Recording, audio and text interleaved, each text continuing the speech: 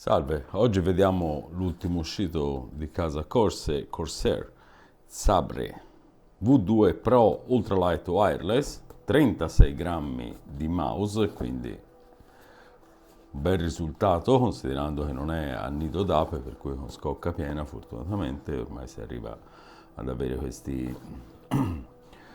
questi pesi senza dover intervenire sulla scocca.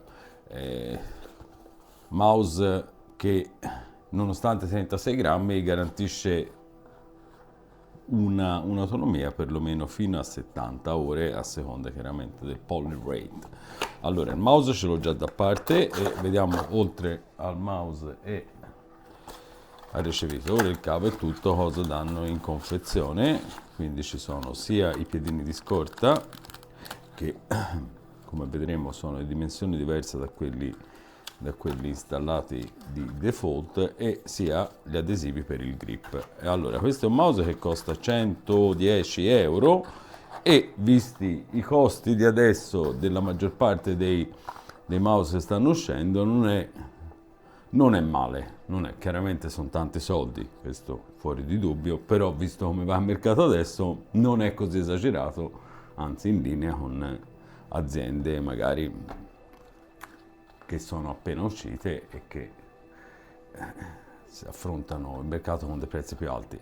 Però va bene, ci sono anche altre marche che offrono prodotti di altissima qualità a prezzi decisamente più abbordabili. Allora, andiamo a vedere intanto il Sabre 2, che devo dire, per quanto ho visto, mi piace davvero tanto come mouse, come forma, è per tutte le impugnature. Io con una mano da 19x10 cm non ho problema a impugnarlo palm, claw o finger, perché con questa base, questa scocca così stretta all'interno permette una presa finger praticamente perfetta e per ogni impugnatura, chiaramente a meno di non avere delle mani enormi.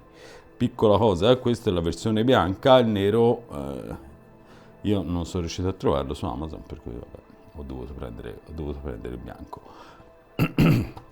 Per quanto riguarda la solidità del mouse, mi sembra molto solido, non ha nessun problema e mi sono trovato davvero bene, mi piace come device. Sentiamo un attimino i tasti.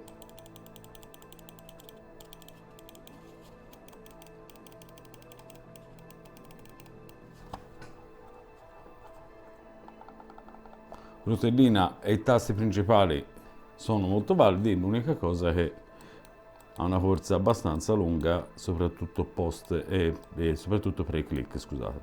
Come vedete, così, però sono molto leggeri e non mi dispiacciono per niente. Ha un LED qui che indica non so bene cosa, credo la batteria, comunque se appare verde, e il sotto praticamente qua, sotto la rotellina, si intravede un LED ogni tanto. Ecco, una cosa che sui tasti, tasto questo qui è abbastanza duro e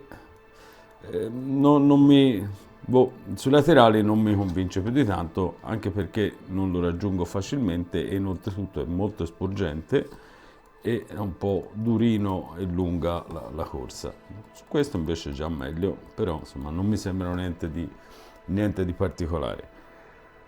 Passiamo scusate, alla vera nota dolente, anche se va bene, io ribadisco che secondo me, cioè, giudicare un cavo al giorno d'oggi con queste autonomie non ha senso, ovvero sia se ti garantisce 70 ore fino a 70 ore, quindi 70 ore massime o poco meno in 8000 Hz, se uno sta un po' più basso, scusatemi, 70 ore a 1000 Hz, se uno alza un pochino il refresh del poly rate, magari si scende, ma insomma, in ogni caso non si arriva mai a fine batteria, a fine del giorno la batteria è scarica, anche se si usa tutto il giorno. Per cui è un po' assurdo giudicare i cavi in questo momento, perché insomma, vuol dire, basta metterlo in carica, si fa una pausa di 20 minuti, metti in carica ogni volta di tanto, difficilissimo portarla a fine autonomia. Però questo non è un cavo da presentare per un mouse dichiaratamente esclusivamente da gaming, perché come vedete, cioè, non ha minimamente la... No, non è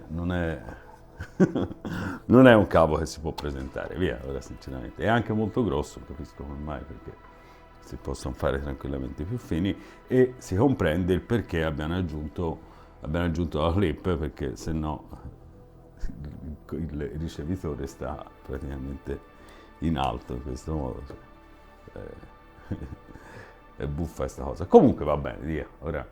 Non è questo che può inficiare il valore di questo mouse. Purtroppo non ha un click latency da top gamma gaming, perché si va dai 7-8 millisecondi ai 10 e oltre, a seconda se uso, come vedete poi nell'immagine, a seconda se uso il test col microfono, così, tipo 9 millisecondi. Se usando il tap test, come abbiamo visto tante volte,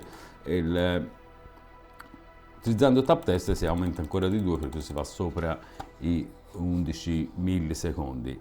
Chiaramente cavo wireless siamo lì, anzi un pochino meglio senza cavo che col cavo. Si vede proprio la tecnologia di adesso è incentrata solo sul dare il minor lag possibile con via e senza cavo in modalità wireless. E niente, semplice, abbastanza semplice, è un bel mouse, un bel prodotto, e non mi sento altro che consigliarlo, magari se trova un po' in offerta anche meglio. E la cosa veramente che hanno fatto, e che ringrazio Corsair, è che finalmente ha creato un hub web, ovvero sia per gestire il mouse si va via browser e non forzatamente attraverso quel cancro di software che è IQ. Così come fece Asus fortunatamente prima, facendo un software dedicato per il mouse, così anche Corsair ci è riuscita. E funziona e fortunatamente evita di installare bloatware di software che è IQ. Niente, per cui ben fatto. I 36 grammi sono... pensavo che quando si parlava di anni fa che si arrivava a dei valori così bassi fossero un problema, invece devo dire che ci siamo proprio, è tutto un altro uso con questo peso, ed è molto ben bilanciato. Un bel mouse davvero.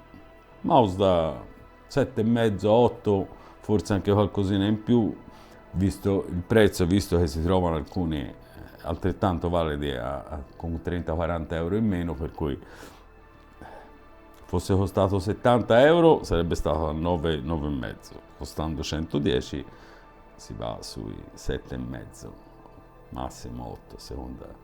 Se metto anche il valore del cavo si va a 6. Comunque no, è un bel prodotto. Mi sento di consigliarvelo. Grazie, ciao, alla prossima.